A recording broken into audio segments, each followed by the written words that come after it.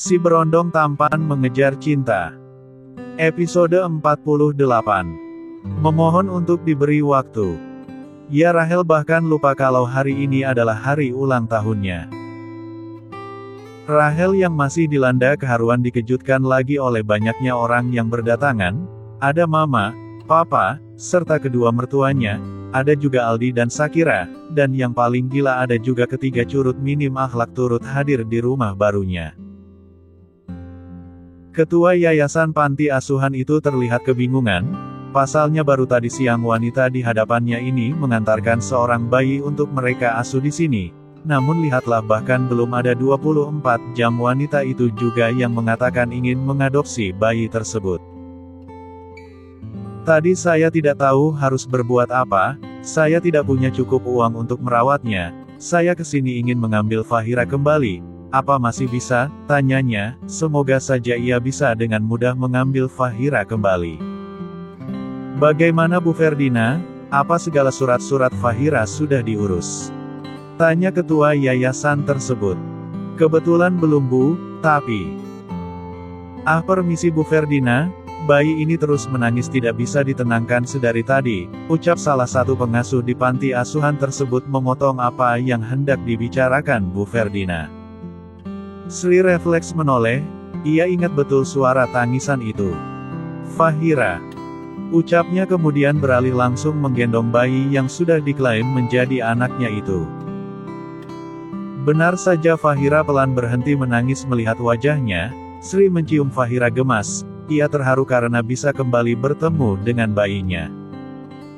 Hei Rahel, kok kaget gitu kita datang? Punya acara nggak bilang-bilang, ucap Angga dengan songongnya. Happy birthday Papa Ganteng, bukan Papa Kulkas, hahaha, Afik ikut menimpali.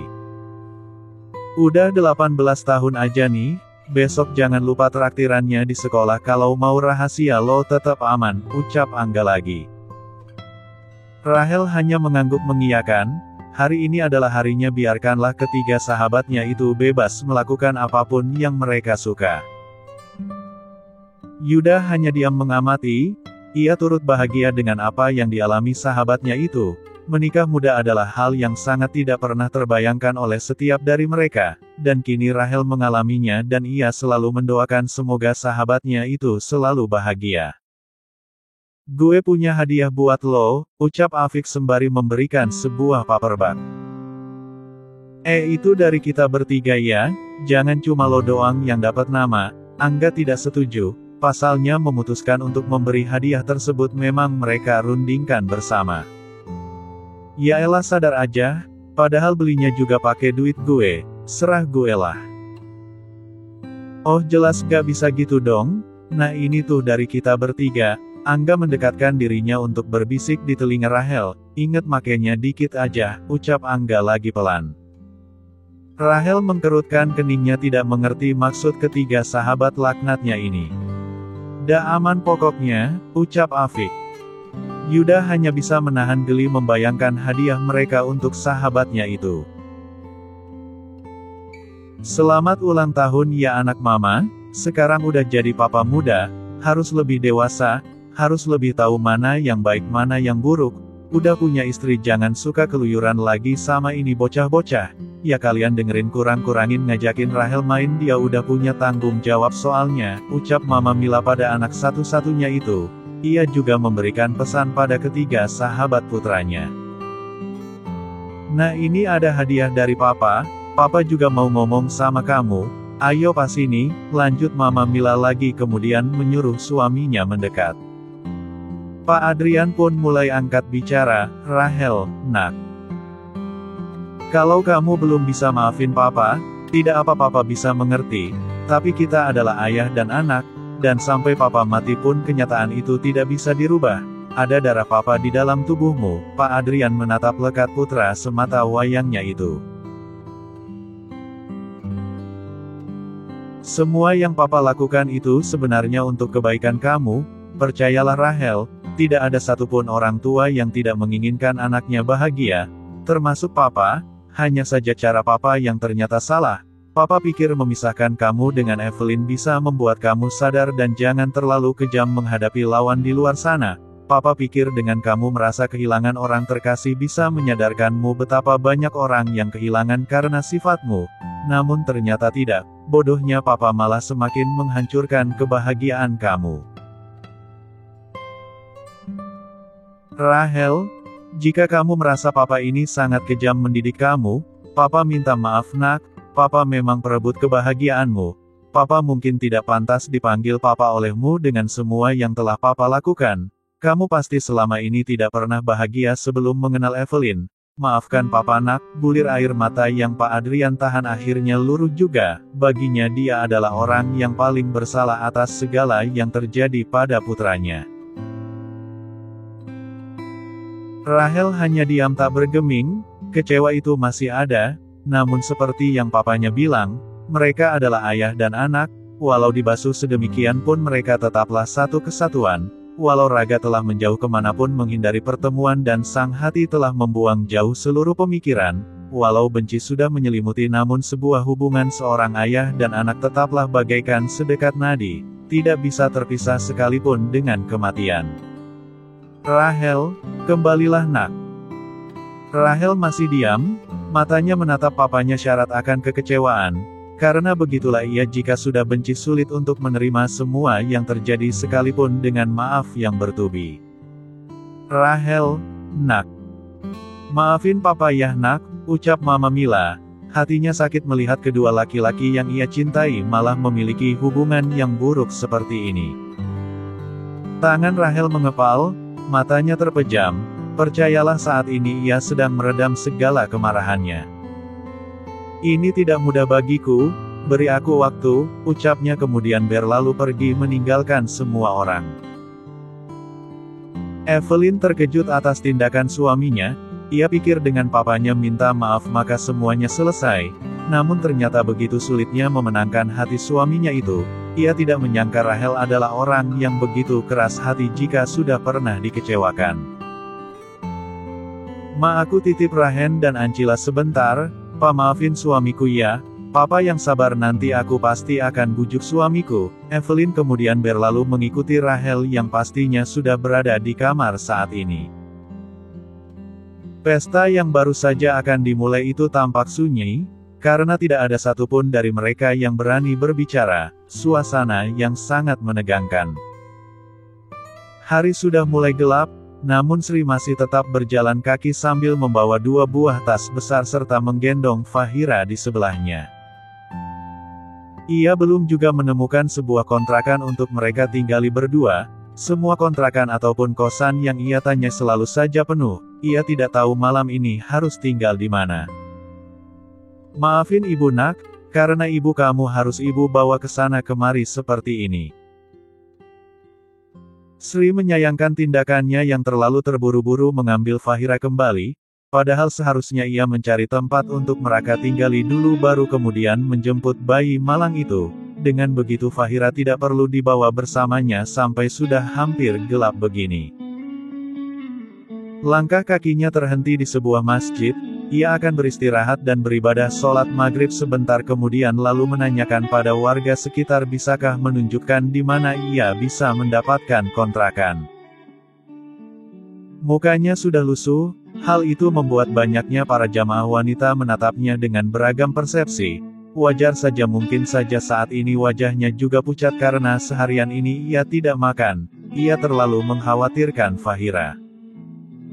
Kemudian memberanikan diri meminta tolong pada salah satu jamaah di masjid itu untuk menjaga bayinya sebentar, ia akan pergi berwudu terlebih dahulu. Setelah selesai sholat tepat juga Fahira pun terbangun dari tidurnya, ia segera menenangkan bayinya supaya tidak membuat gaduh di masjid tersebut.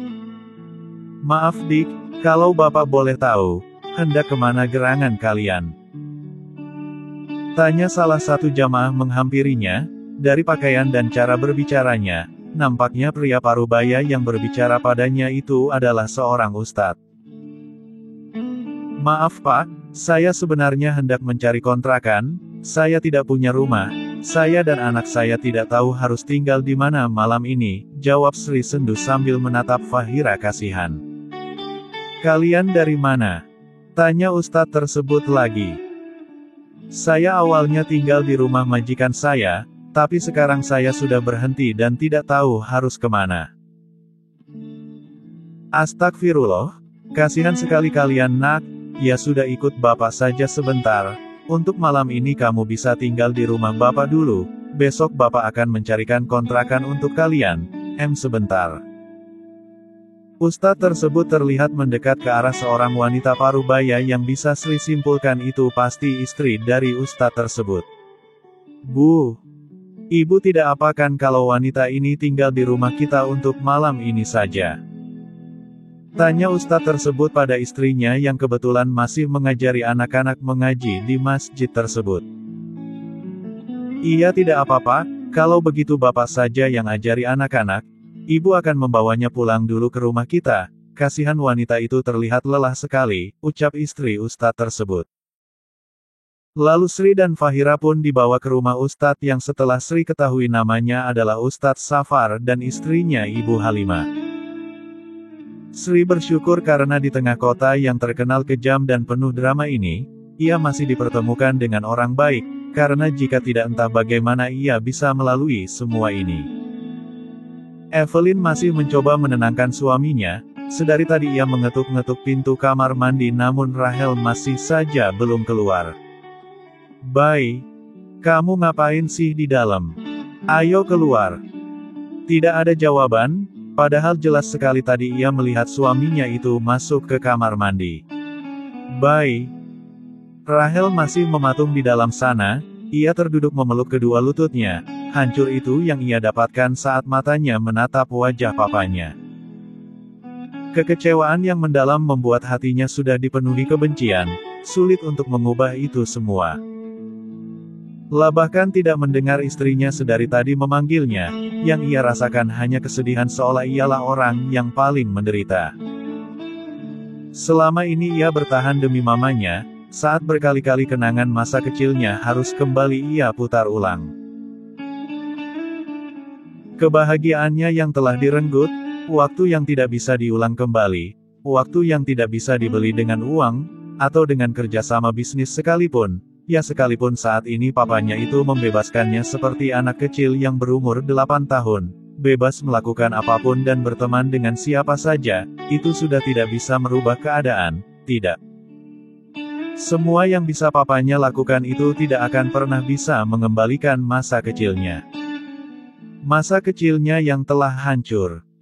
Menatap gambar dirinya di kaca yang berhadapan dengannya, sempurna. Semua orang akan beranggapan begitu tentang dirinya. Namun ada yang kurang, satu yang ia butuhkan hanyalah kasih sayang seseorang yang dipanggil papa olehnya. Papanya boleh saja menghujaninya dengan mainan, uang, gadget atau apapun seisi dunia ini yang masih bisa dibeli dengan uang. Mungkin papanya bisa membelikan semua itu untuknya, tapi tidak dengan perhatian, sedikit kasih sayang, cinta kasih, sedikit kecupan selamat malam sebelum ia tidur, bahkan ia lupa kapan terakhir kali ia mendapatkan itu dari papanya. Atau bahkan rasanya dimarahi, seperti yang papanya Darin lakukan saat ia dan Darin bermain sepeda sampai ke taman yang lumayan jauh dari komplek perumahan mereka. Saat itu betapa marahnya papanya Darin mengetahui anaknya sudah bandel luar biasa. Ia tidak pernah merasakan itu, pun dengan mamanya. Mamanya tidak pernah sekalipun memarahinya. Ia iri terhadap Darin tetangganya. Darin mempunyai keluarga yang menyenangkan. Saat itu biasanya setiap hari ia akan berada di rumah Darin. Mamanya Darin selalu hangat memperlakukannya. Papanya Darin juga selalu mengajaknya bermain bersama sepulang dari bekerja.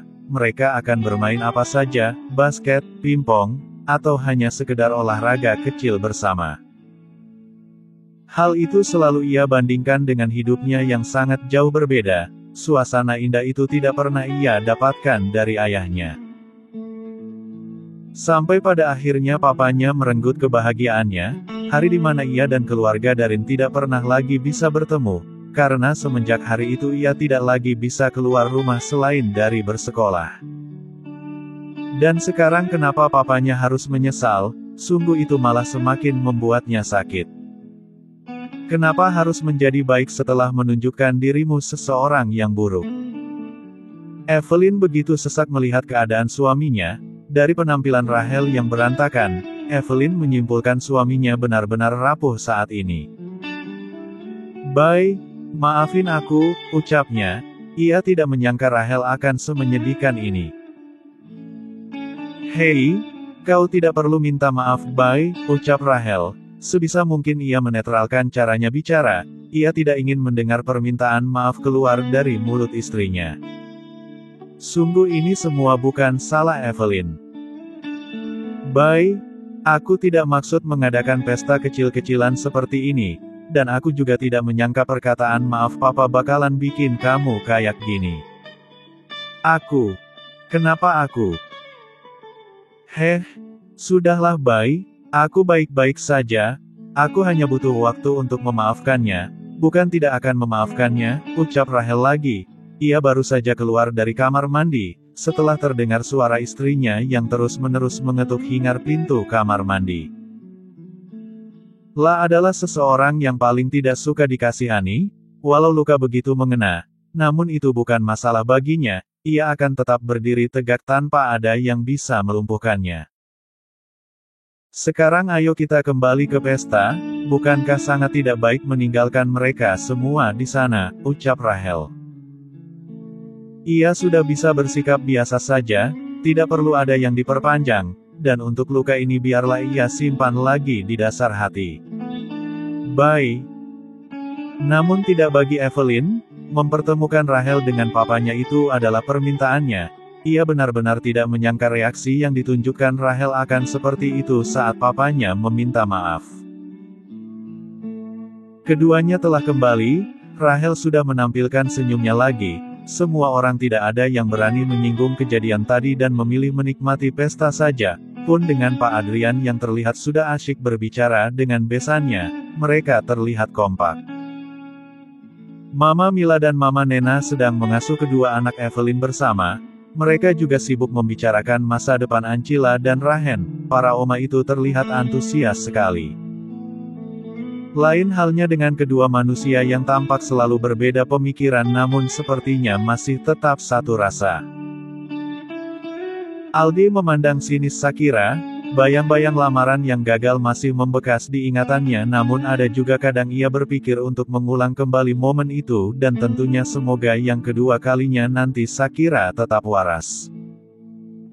Lain halnya dengan Shakira, ia masih betah senyum-senyum sendiri melihat pujaan hatinya, ya tinggalkan saja harga diri karena wajah di hadapannya itu begitu mempesona baginya. "Apa kau sudah gila sedari tadi senyum sendiri?" tanya Aldi membuyarkan hayalan Shakira yang kesekian kalinya masih juga tentangnya. "Iya," Shakira menjawab seadanya, kali ini ia tidak akan sungkan lagi. Ia yakin sekali hari itu Aldi benar melamarnya, jadi ia begitu percaya diri kalau pemuda di hadapannya ini pasti juga memiliki perasaan yang sama dengannya walaupun enggan mengakui. Deci Aldi, sulit sekali rasanya berpura-pura karena harus menjunjung sebuah sifat yang bernamakan gengsi ini pikirnya. "Aldi," ujar Shakira manja, masih dengan senyum termanis serta kerlingan mata menggoda. Aldi bergidik ngeri, Shakira adalah wanita cantik yang akan berubah tidak waras jika berhadapan dengannya.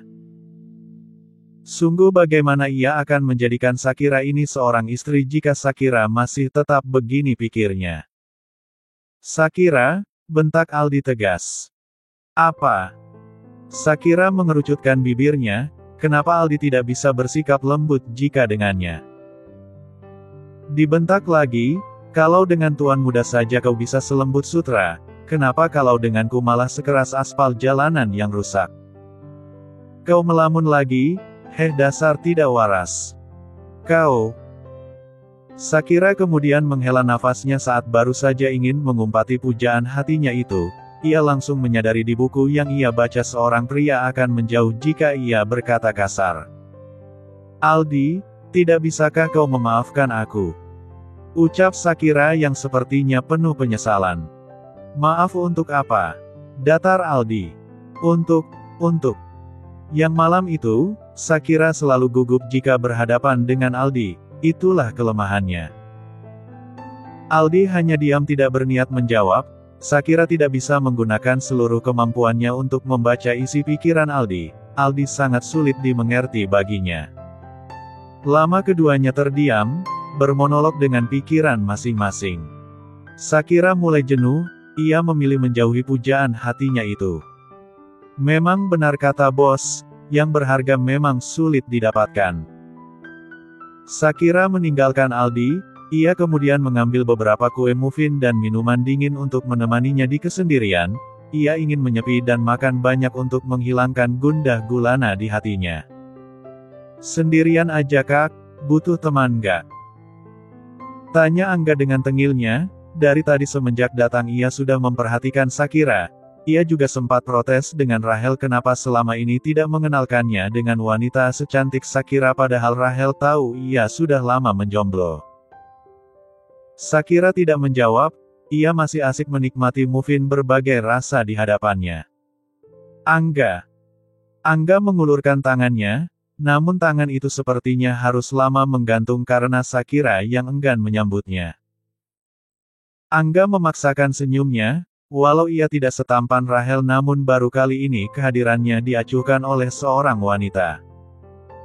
Namun perangai Shakira yang seperti itu justru membuatnya semakin ingin mencoba mengenal wanita itu lebih jauh.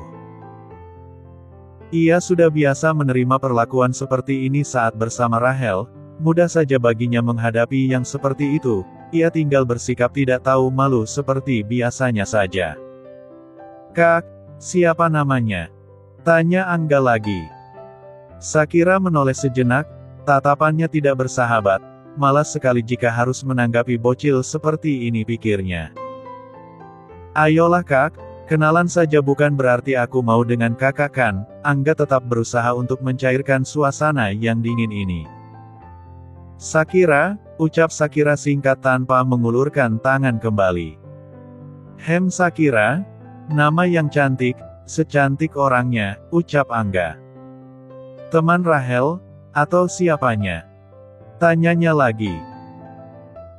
Tidak ada jawaban, Shakira memang seperti itu, ia tidak banyak bicara dengan siapapun, sulit didekati, tidak peduli lawan bicaranya menganggapnya seperti apa sombong atau sejenisnya, dan sayangnya sifatnya ini sangat berbanding terbalik jika ia dihadapkan dengan Aldi. Shakira masih asik mengunyah menikmati manisnya muffin, cukuplah untuk melupakan sejenak apa yang dilakukan Aldi tadi baginya. Shakira hendak bangkit dari duduknya meninggalkan Angga, namun gaunnya yang panjang malah terinjak heelsnya sendiri. Hal itu membuat ia hampir saja jatuh terduduk di lantai. Beruntung Angga yang berada di sampingnya dengan sigap menahan pinggang Shakira sebelum bokongnya bersentuhan dengan lantai. Selain berhasil membuat Shakira tidak jatuh, rupanya adegan tersebut berhasil juga membuat panas seseorang yang tengah menatap Angga dan Shakira dengan tatapan yang sulit diartikan. Maaf, aku tidak sengaja menyentuhmu, ucap Angga. Meski ia menyukai wanita di hadapannya ini, namun ia sama sekali tidak ada niatan sembarang untuk menyentuhnya. Tidak apa, kalau tidak ada kau pasti aku sudah jatuh, ucap Shakira kali ini lembut sebagai bentuk terima kasih pada seseorang yang sudah menyelamatkannya. Angga tersipu mendengar Shakira yang sudah berbicara padanya dengan lembut. Satu langkah sudah ia capai pikirnya. Duduklah, kamu terlalu terburu-buru, katakan kamu mau apa, biar aku ambilkan. Tidak usah, aku tidak mau merepotkan, tolak Shakira lembut lagi. Ah tidak merepotkan, ayo katakan saja, sebagai tanda perkenalan akan aku ambilkan apapun yang kamu mau. Shakira menghangat, beginilah jadinya jika ia bersikap lembut pada seorang pria, tidak akan pernah ada yang menolak pesonanya. Ia pun masih belum mengerti mengapa Aldi begitu sulit menerima kehadirannya sedang pemuda ini atau pria manapun kecuali Tuan Muda Rahel tentunya, pasti akan melakukan apa saja untuknya. Shakira bersambung.